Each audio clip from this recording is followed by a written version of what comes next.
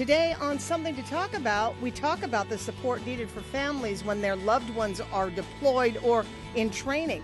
Our guests from the Guam National Guard tell us about the programs that are offered to assist them, especially during the holidays.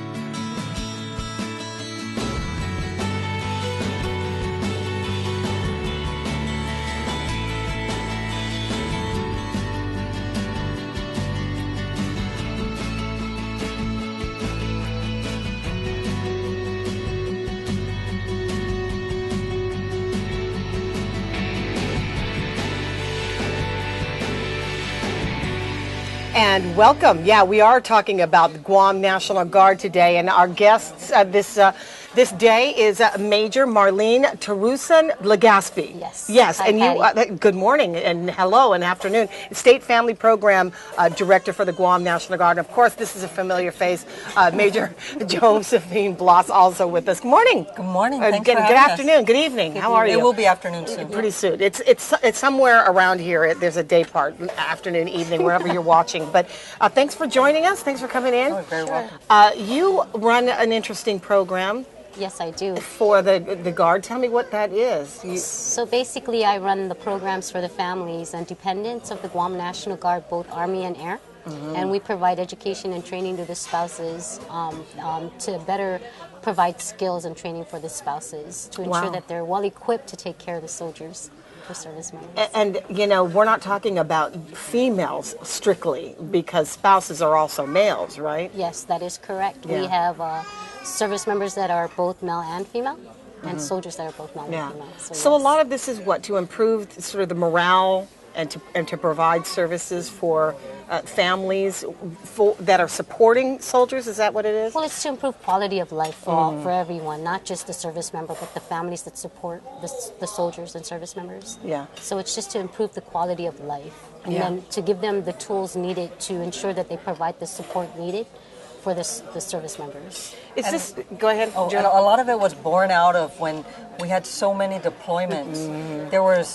There wasn't any information getting out to the spouses or the children about what was going on in the battlefield. So they realized that they had to do more to support the families here at home. Yeah.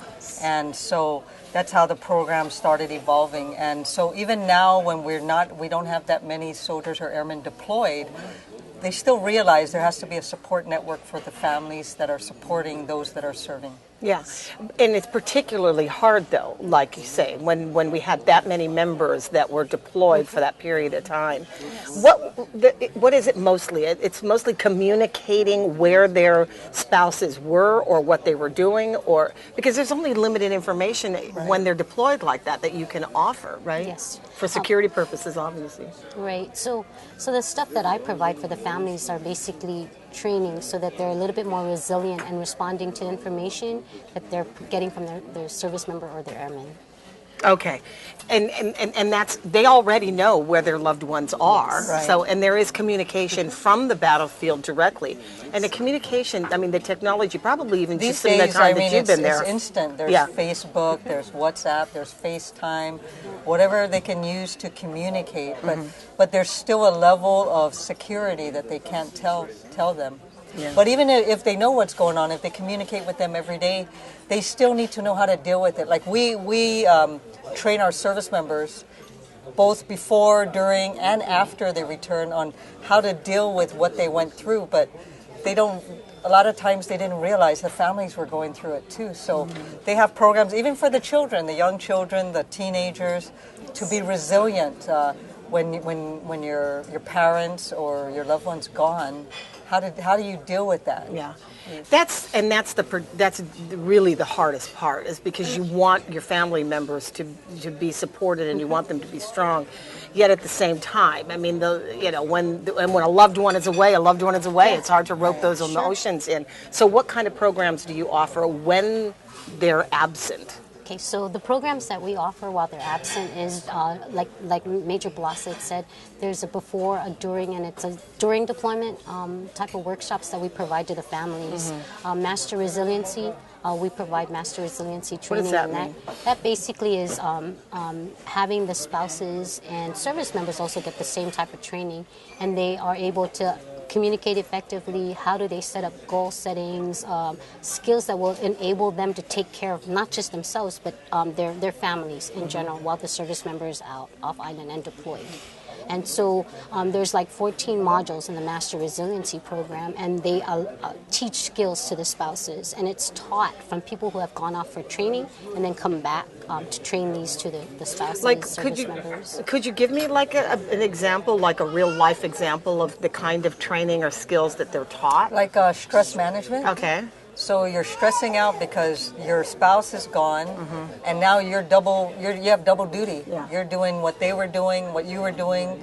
Now that they're gone, you're taking care of everything. Some spouses like maybe never did finance, so now they're learning how to do financial management. So they have workshops on financial management. They have workshops on stress management. Taking care of children. I mean, maybe if it's the female spouse that's serving, so now the male spouse is being a mom too. Oh my God, I never knew my wife had to do this. Right. So now I'm having to take care of the children. I'm dealing with the school. So there's, in the different modules is how to handle just the everyday routine kind of things that you never had to deal with before. It seems a little bit easier when you are living in a close-knit community like we have, as opposed to maybe on the mainland where loved ones go away and your closest family members might be in another state. Right.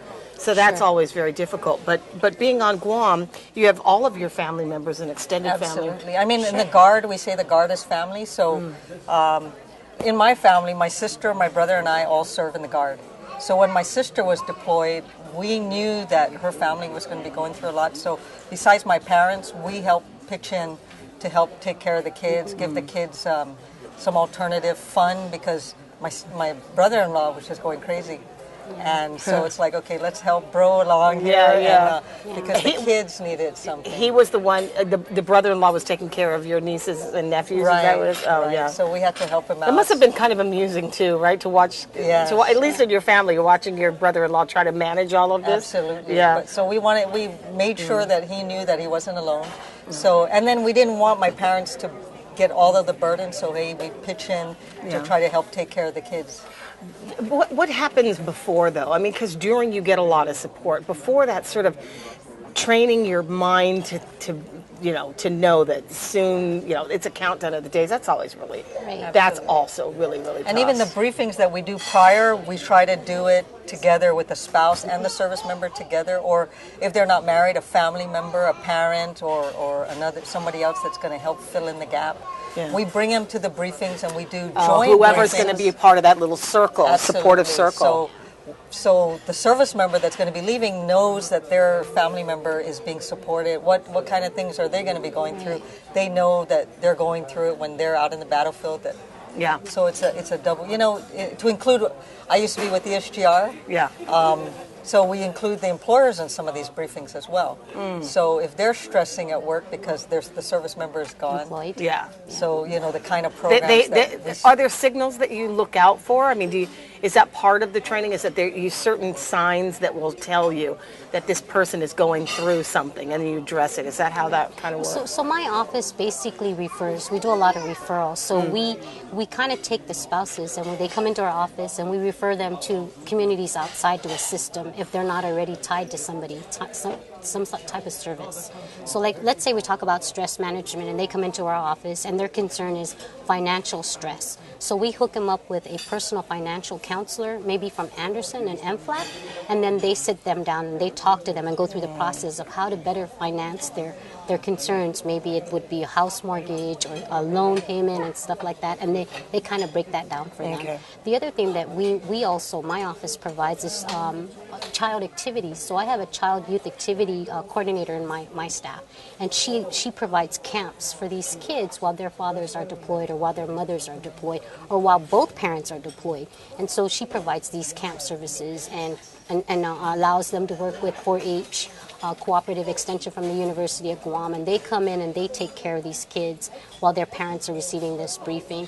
And again, like Joe Blossett said, it's so that both the service member and the spouse are sitting together receiving this training, so it's more of a holistic approach.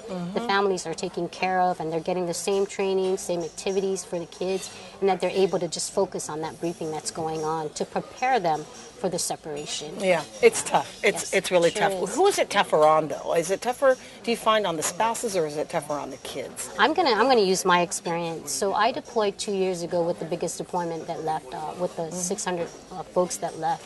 I think for my husband, he was also in the service, and so when he stayed back, it was tough on him, being now the mom and the dad, because I've never deployed. That was my first deployment, and our kids had already grown.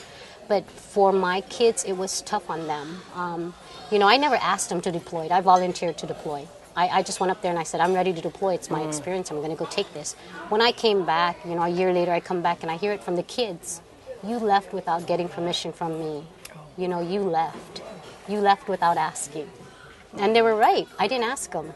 It was a You communication. volunteered, you made your Yes. decision, and you didn't consult with any. Exactly. So Yeah. for me, and knowing as a background as a guidance counselor, to me, I took that to heart. And I was like, wow, I'm seeing it from a different perspective. I thought they were okay because they were older already, much wiser. And They were okay, and Dad had deployed how many And Dad had times? deployed, so I stayed home and I took care, and I was both mom and dad, not once, but 4 times. So I figured, wow. It's my turn. I'll go, and Yes. they would react the same way. Exactly, but it wasn't. It was a that different way. thing with the mother It was going. a different thing, and it was harder for my That's kid. interesting. Yeah, because the female is always the nurturer of the group. Not to say that the father is not the same way, but for my experience, my kids. You didn't ask me permission. And when you left, I was going through prom, I was going through graduation, I was going through relationship issues. Dad couldn't help me with that. Wow. So Well, we're talking about family programs in the Guam National Guard. We're going to take a quick break because we have to eat food here at King's. And then when we come back, we'll talk about some of the services, some of the tailor-made programs you have, because the holidays are coming up, and you know what that means. All right. We'll be right back.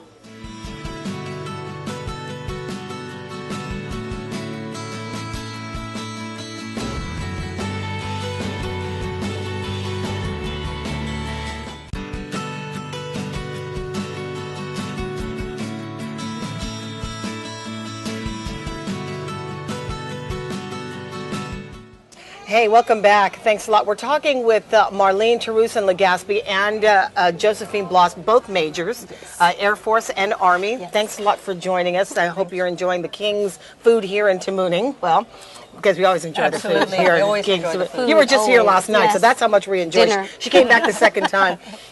We're coming up on the holidays, so it sounds, this is kind of maybe your busiest time, wouldn't you think? It sure is. Yeah.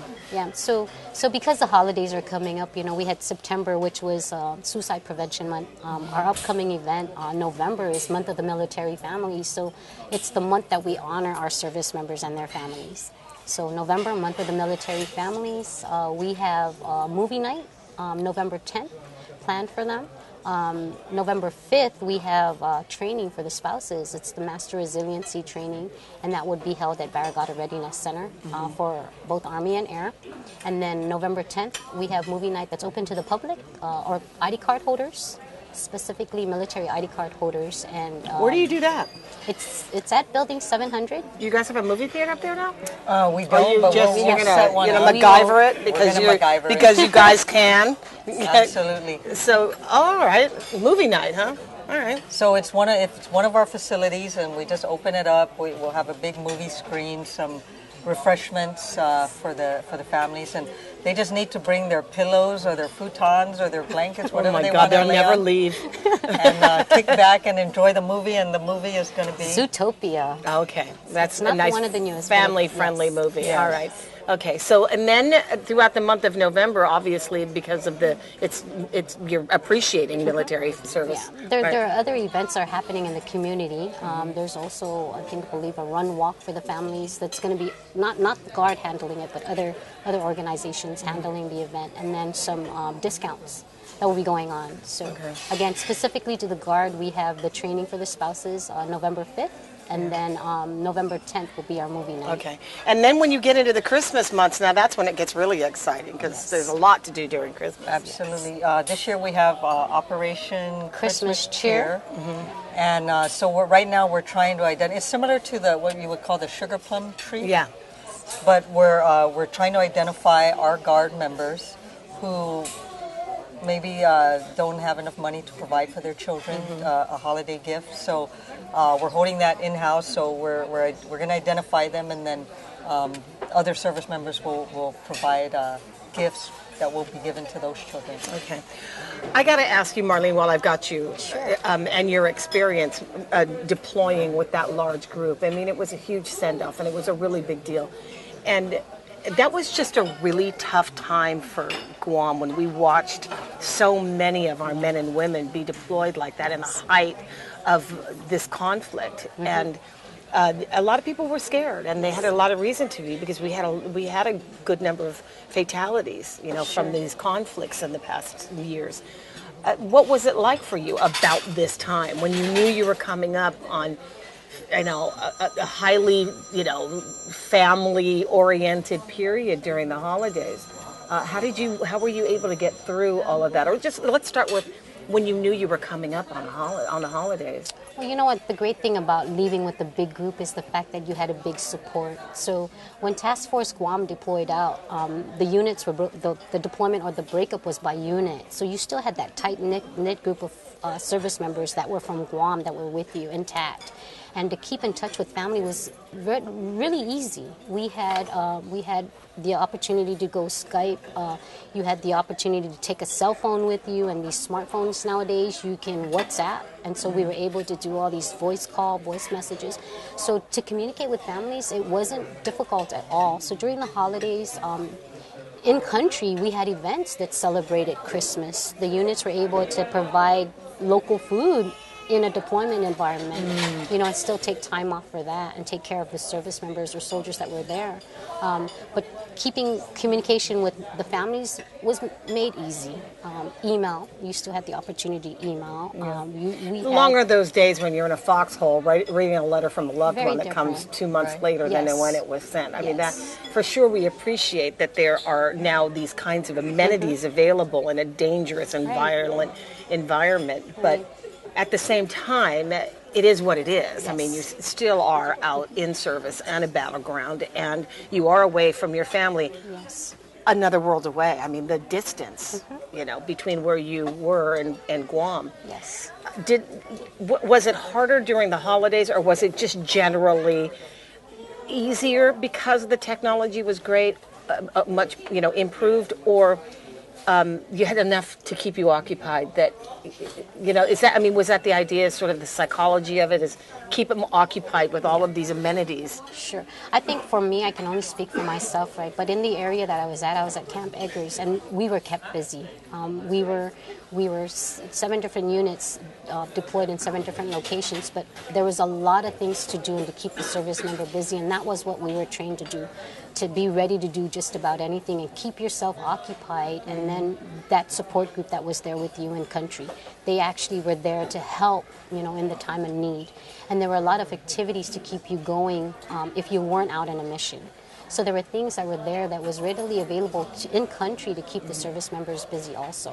So was it when you got back then you realized that your kids had a little bit of resentment because they hadn't been consulted and gotten permission? But during the time you were there, you didn't realize that was... those were the kind of feelings they had? To be honest, my kids, they kind of just did what they had to do to survive themselves, and we communicate every day, every week, and there was no sense of, there's, I have a concern of my mom or dad being deployed, but for my kids, they mentioned nothing about it until I came back. It was like... That's really interesting. Yeah. How old were they at the time? So my daughter was 18, and then my oldest was 18. My middle child was 16, and then my youngest child was 14. Okay, and in ninth grade. So you would have, and I think that's kind of what you assume as your children are older.